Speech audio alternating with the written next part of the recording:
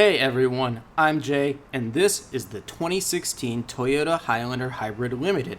So, I'm often asked by friends with families, what is a really good quality 3-row crossover with an available hybrid powertrain? And the vehicle that immediately comes to mind is the Highlander Hybrid. So I came down to Toyota Marin in the San Francisco Bay Area to do this unboxing video for you today. I'm going to talk about its engine, its size, and towing and fuel economy, exterior and interior, cargo space, safety, competition, and pricing. And specifically with the pricing, whether or not the Highlander Hybrid is worth the premium price over the already excellent Highlander V6 model. So let's get started here. Now, the Highlander was first launched back in 2000. It's essentially the less expensive version of the Lexus RX. Now, ever since the Highlander and the Lexus RX came out, they've been built on the same platform as the Toyota Camry. It's a front-wheel drive platform, but in this application of it, it is all-wheel drive.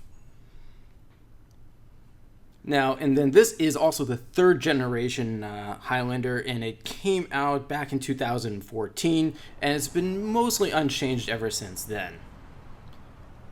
But looking at the exterior design here, it's clear that Toyota has come a long way. If you looked at previous Highlanders going back over a decade, in my opinion, they were very bland. They lacked any sort of emotional value in the design, and Toyota was criticized for that. And what you see here is by far the best looking Highlander out there. Is it the best looking third row or 3-row crossover on the market? No, not in my opinion. That would be the Mazda CX-9. Also check out my unboxing video on that one. But this is certainly much better than certainly the second generation Highlander, in my opinion. That was my least favorite one of the three.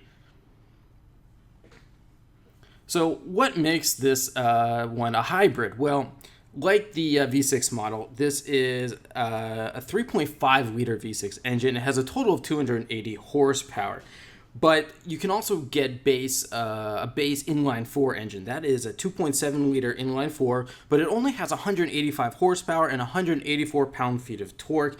The next engine in the lineup is the 3.5 liter V6. It is a naturally aspirated engine, and that has a total of 270 horsepower and 248 pound-feet of torque. But again, this is the hybrid, and let me explain the breakdown of how it works here. It is a hybrid gas-electric engine. Same 3.5 liter V6. In this application, this engine only produces 231 horsepower and 215 pound-feet of torque. But when it's combined with the electric front and rear motors, you get a combined total of 280 horsepower all told.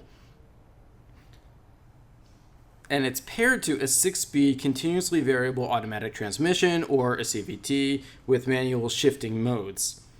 And a typical Highlander, like the base model, it's front-wheel drive, but the hybrid, it is all-wheel drive only. And what's nice about this all-wheel drive system is, for an example, say a wheel begins to slip while it's on wet pavement, or serious acceleration is needed. The rear axle's electric motor will kick in for more traction and power, and that's how your all-wheel drive is really helpful. So let's look at this interior here. Now, I think Toyota is by far one of the best affordable brands that builds the best quality interiors on the market, hands down. For years, Toyota has just been known for using the soft touch plastics as opposed to the hard touch stuff that old GM and Ford and Chrysler used to have back in the 80s and 90s. Toyota and Honda and other Asian brands were not doing that, and Toyota has just become synonymous with high build quality, and that is certainly the case here. Now, this is a 3-row crossover, and it can fit up to 7 passengers, 2 in the front, 2 in the middle, and then 3 in the back. It is kind of a small bench back there. Now, what I really like about this is that the second row, those are captain's chairs, and that's really cool as opposed to having a bench. I just think it's much more comfortable for those passengers.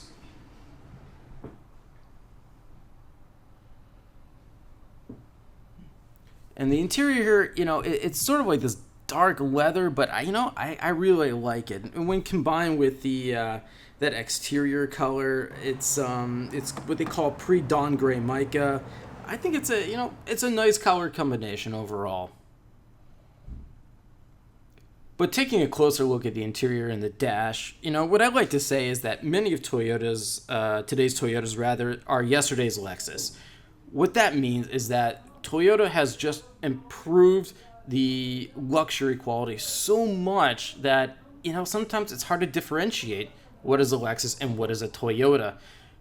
Sometimes you need to see what's the difference between them only with, the badge. You could easily swap in a Lexus badge for that Toyota badge, and some people might believe it's a Lexus. And as expected, everything is very well put together. You have that really nice leather-wrapped steering wheel. It feels really good. You have this 8-inch display touchscreen with Toyota's Entune premium audio system. It features Bluetooth, the Entune app suite. There's also a 12-speaker audio system with satellite radio, HD radio, iPod USB connectivity, and a 3-zone climate control. Now, you'll get the first 2 zones obviously up front, but behind the center console facing the second row passengers, there's an additional climate control system there as well, which is really cool.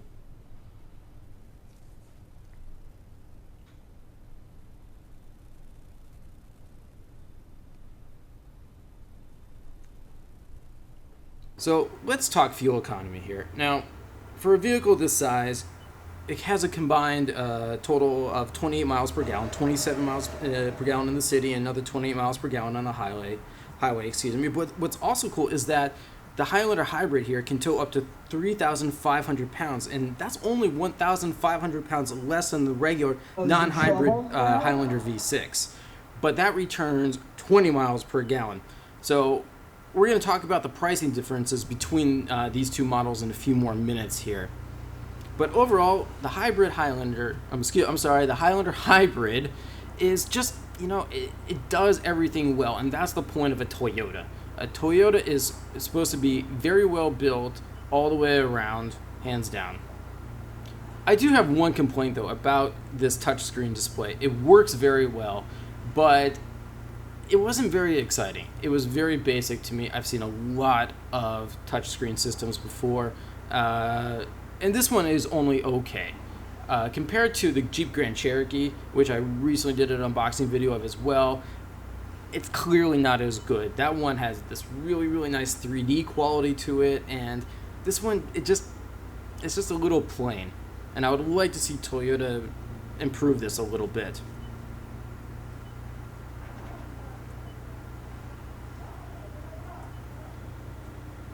But as far as everything else goes, there was another complaint that I had with the dash system here, or the overall dash design rather, and that's the radio knob. I thought it was actually kind of a long reach for the driver, and I think Toyota really should pay attention to these little details because they really do matter.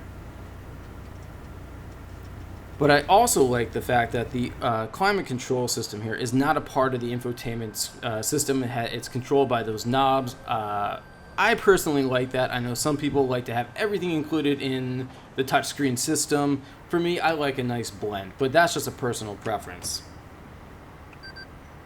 You can also switch between your eco and EV modes. Again, it's all about trying to preserve gasoline here.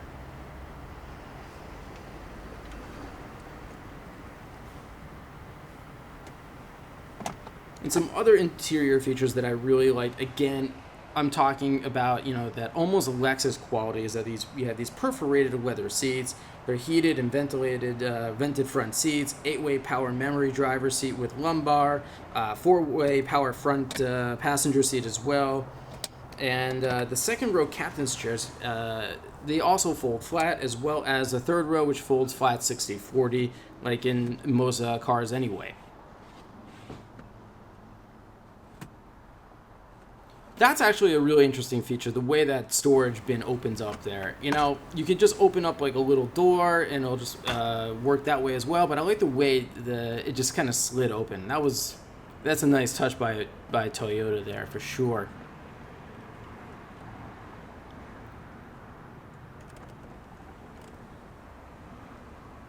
Now, again, this is just a basic power sunroof. It's nice, but I always make this reference because a $27,000 Kia Soul has a panoramic sunroof. This is just a base, boring moonroof.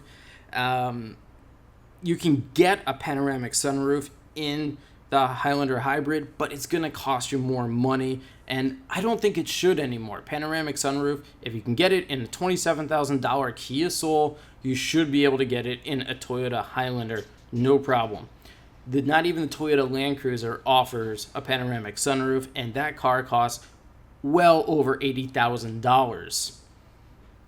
So again, Toyota, if you're watching this, hint, hint, panoramic sunroofs, they should be standard in your crossovers and many of your SUVs. And what's also cool here is that the driver can monitor how the hybrid system is working, if they want to adjust their driving in order to preserve more fuel. It's really neat to be able to keep track of all of this as well.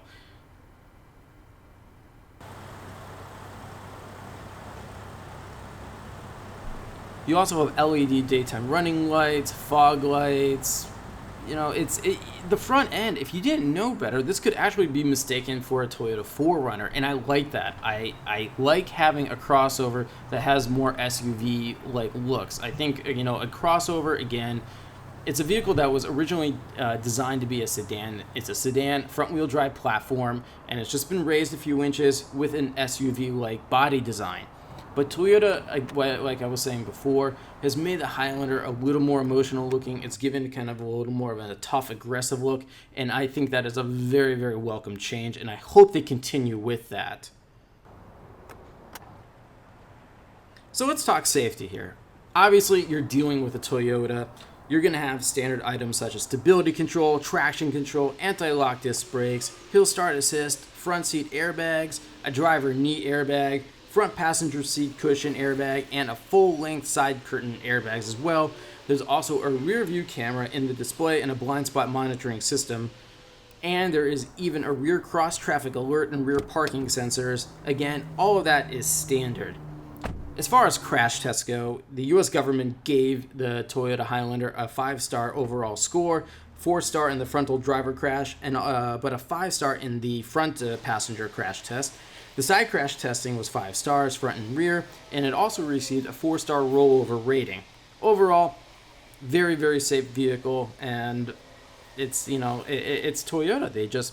They're all about safety, and they understand how important that is to their buyers. They listen to what their customers want. I also want to point this out to you. That's really cool. In between the two captain's chairs here, you have this little folding table where you can put, they have a couple of cup holders there and put some other items. That is a really cool feature. Obviously, second row passengers are going to benefit from it. They're going to want to be able to put their drink somewhere. This is that third climate control system for those second row passengers as well. It works very well. Cold air blew quickly. Very happy with that.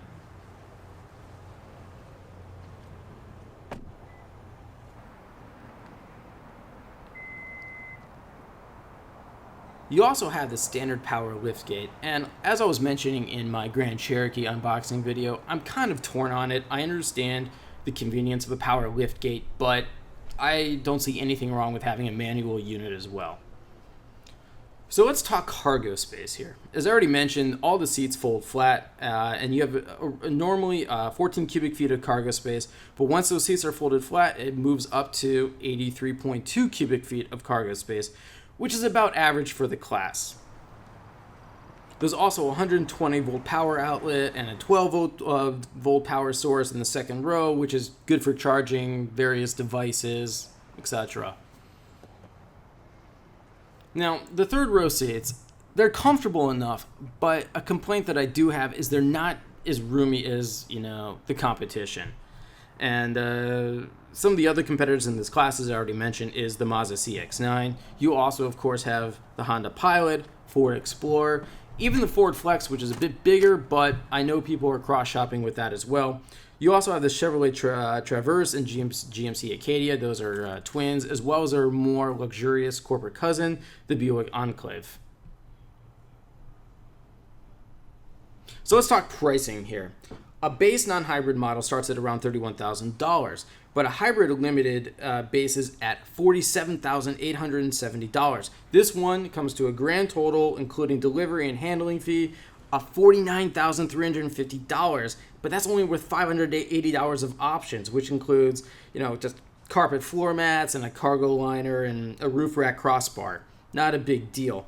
But a fully loaded Highlander that's not the hybrid here will cost you just over $50,000. So the question is the hybrid version worth the $6,000 or so premium over the all-wheel drive V6? It only gets 4 miles per gallon better on the highway than that model does, so you be the judge.